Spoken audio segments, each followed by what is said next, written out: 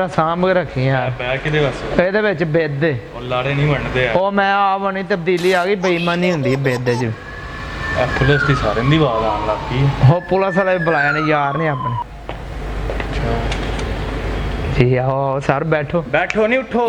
ਕਿੱਥੇ ਥਾਣੇ ਵਜਾ 20000 ਰੁਪਇਆ ਕਿੰਨੇ ਦੇਣਾ? ਅੱਛਾ ਦੁੱਧ ਪਿਲਾਈ ਤੁਸੀਂ ਨਾ? ਦੁੱਧ ਪਿਲਾਏ ਨਹੀਂ ਤੈਨੂੰ, ਥਾਣੇ ਜਾ ਕੇ ਦੁੱਧ ਪਿਆਣਾ। ਟੈਕਸ ਕਿੰਨੇ ਦੇਣਾ? ਸਰ ਸਾਡੀ ਗੱਲ ਤੇ ਸੁਣੋ। चलो जी, अस्सलाम वालेकुम सर।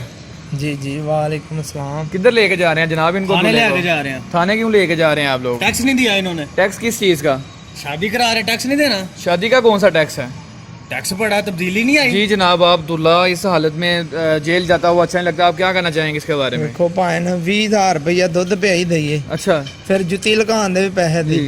कादी तब्दीली आई है, ज्यादती आई है। माड़ा बंदा ब्याह भी नहीं करा सकता।